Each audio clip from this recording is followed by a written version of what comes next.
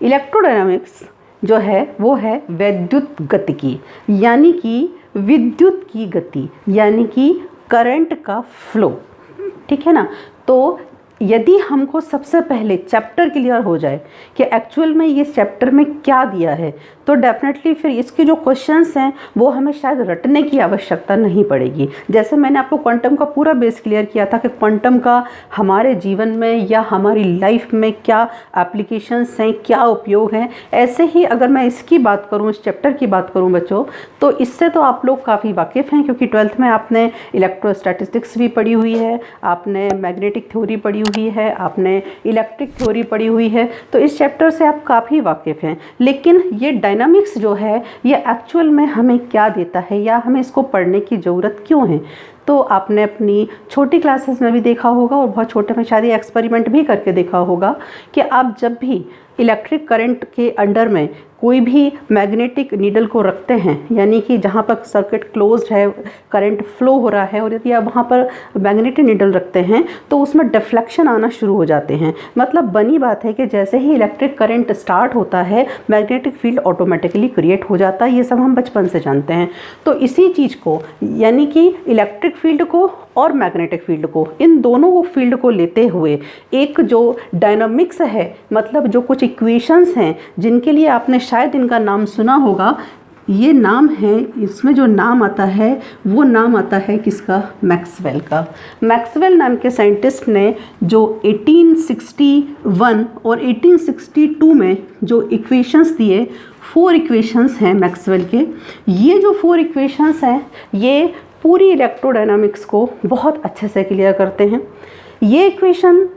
किस किस के इंटरेक्शन को क्लियर करते हैं, ये इक्वेशन आपके इलेक्ट्रिक करंट और मैग्नेटिक फील्ड के जो भी इंटरेक्शंस होते हैं, कई तरह से होते हैं, उनका एप्लीकेशन कई जगह हो सकता है, फ्लूइड डायनामिक्स में हो सकता है, इलेक्ट्रिक मोटर में हो सकता है, ट्रांसफार्मर में हो सकता है, उसमें तो उन्होंने किया। उसके अलावा भी उन्होंने इसको एक बहुत ही ब्रॉड फॉर्म में देखा, जिसको उन्होंने उसको नाम क्या दिया, लाइट वेव।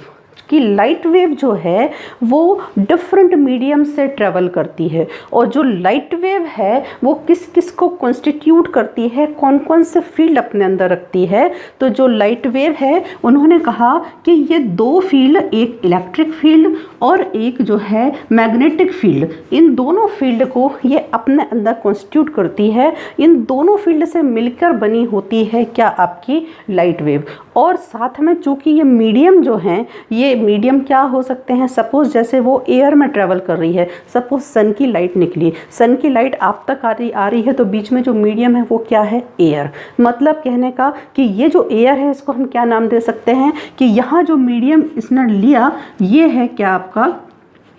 फ्री स्पेस, है ना। और यदि वही लाइट जब आप तक आई और बाई चांस आपके घर में विंडोज़ लगे हुए हैं और विंडोज़ में कांच लगे हुए हैं और उन ग्लासेस से छन के यदि लाइट आपके रूम तक आती है, तो डेफिनेटली लाइट ने पहले फ्री स्पेस में ट्रेवल किया, जो उसका मीडियम था वो फ्री स्पेस था, और बाद में जब वो विंडो से छन के आपके रूम तक आपके पास आती है तो ये मीडियम इसका चेंज हो गया। और यहाँ पर ये जो मीडियम है हम इसको क्या बोल सकते हैं कि ये किससे आई, आपकी डाइलेक्ट्रिक मीडियम से होके आपके पास आई। ठीक है ना। कहने का मतलब समझना कि जो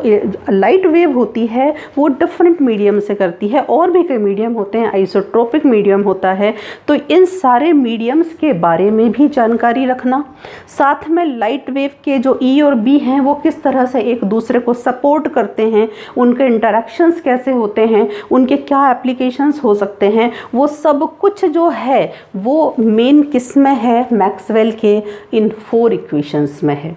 तो इसका जो है क्या उपयोग है और कितना हम डिटेल में पढ़ सकते हैं मैक्सवेल को, ये तो मैं जब फाइनली इस क्वेश्चन पे आऊँगी तो आपसे डिस्कस करूँगी ही। लेकिन अभी मैं शुरुआत में ही आपको मैक्सवेल के बारे में इसलिए बता रही हूँ कि जब मैंने आपको क्वांटम स्टार्ट की थी तो क्वांटम में भी कई साइंटिस्ट के नाम आए थे, जैसे डी ब्रोगली से हमारा स्टार्ट हुआ था हाइपोथेसिस से, और बाद में मेनली जो है हम श्रोडिंगर के इक्वेशन पर आकर ख़त्म हुए थे। वैसे ही जैसे आप न्यूटन में, आपके जो मैकेनिक्स में आप न्यूटन्स के इक्वेशन पे वो भी आपकी इक्वेशन ऑफ मोशन है। तो इक्वेशन ऑफ मोशन या जो ये डायनामिक्स है ये हमें क्या देती है, ये हमें कुछ ऐसे फॉर्मूले देती है, ऐसा मैथमेटिकल फॉर्म देती है कि जिसके कारण हम आसानी से किसी भी फिनोमेना को स्टडी भी कर सकते हैं और सॉल्व भी कर सकते हैं। एक एग्जांपल देखिए, जैसे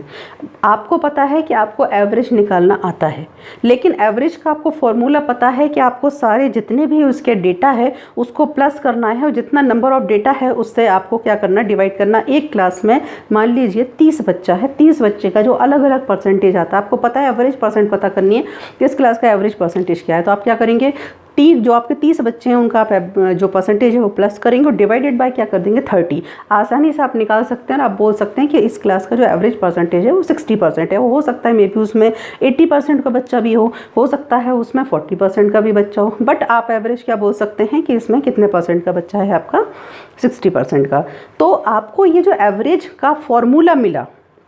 ये फॉर्मूला आपको बड़े से बड़े डेटा को भी सॉल्व करने में आसानी प्रदान करेगा। वैसे ही ये जो डायनामिक्स होती हैं, जो मैंने अभी बात की आपसे कि जो श्रोडिंगर के इक्वेशन थे, तो श्रोडिंगर के इक्वेशन से भी हमें एक फार्मूला मिला था और वो जो हमने फार्मूला निकाला था जो आपका आया था En = n²h²/8ml²। ये इतना बड़ा फार्मूला था जिसके आधार पर हम किसी ऑर्बिट की एनर्जी भी क्या कर पाते थे, पता कर पाते थे। तो डायनामिक्स का मतलब तो आप समझ गए होंगे कि डायनामिक्स हमको उस फील्ड के बारे में एक मैथमेटिकल फॉर्म देती है, एक फॉर्मूला देती है और उन फॉर्मूले को हम स्टडी करके या अप्लाई करके किसी भी फिनोमेना को स्टडी भी कर सकते हैं और डिफरेंट प्रॉब्लम को क्या कर सकते हैं बच्चों, सॉल्व भी कर सकते हैं। तो ये पूरा जो मैंने अभी आपको समझाया, सिर्फ ये समझाया कि एक्चुअल में डायनामिक्स की जो इक्वेशंस हैं वो इतने इंपॉर्टेंट हर चैप्टर में आके क्यों हो जाते हैं। क्यों मैं जब क्वांटम में थी तो बार बार श्रोडिंगर के वेव इक्वेशंस पे ही फोकस करती थी और जैसे ही इलेक्ट्रोडायनामिक्स स्टार्ट हुआ तो मैंने आपको फोकस करना शुरू कर दिया कि मैक्सवेल के 4 इक्वेशंस अपने को पढ़ने हैं। मैक्सवेल के 4 इक्वेशंस पढ़ने के पहले या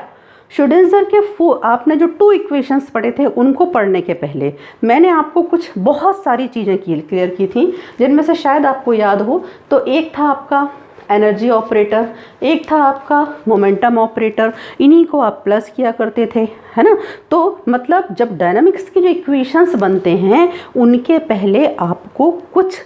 जो पैरामीटर्स होते हैं, कुछ टर्म्स होती हैं, उनके बारे में भी पता होना बहुत ज़रूरी है और उन्हीं को हम बाद में सब्स्टिट्यूट करने के बाद में कुछ इक्वेशंस फाइंड आउट करते हैं, जैसे आपने श्रोडिंगर के किए थे, और उसके बाद में हम उसको अप्लाई करते हैं किसी भी प्रॉब्लम पे। तो वैसे ही ये जो आपके मैक्सवेल के इक्वेशंस हैं बच्चों, ये बहुत आसान नहीं हैं।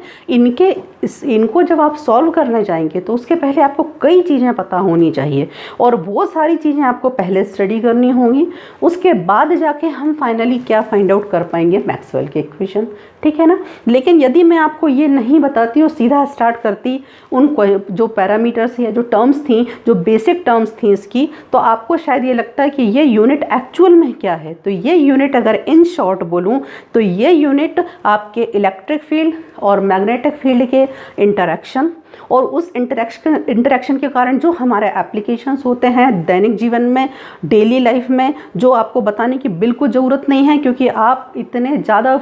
मतलब वाकिफ़ हैं इन चीज़ों से कि इलेक्ट्रिक फील्ड और मैग्नेटिक फील्ड की आप कई चीज़ें यूज़ में लाते हैं। इलेक्ट्रिक मोटर आपके घर में होती है, ट्रांसफार्मर की जानते हैं आप, आपके फ्लूइड डायनामिक्स भी आपने पढ़ी हुई है। इसके अलावा भी अगर आप जाएँ तो मेडिकल उसमें फील्ड में जाते हैं तो MRI मशीन होती है, जो सैटेलाइट है, कम्युनिकेशन है, आपके यहाँ टेलीफोन के वायर्स आते हैं, आपके यहाँ डिस्क के तार पड़े हुए हैं। इन सब में जो लागू होती है वो क्या लागू होती है, इलेक्ट्रोडायनामिक्स। और उसमें उसको सॉल्व कौन करता है, उसको मैथमेटिकल फॉर्म कौन देता है, मैक्सवेल।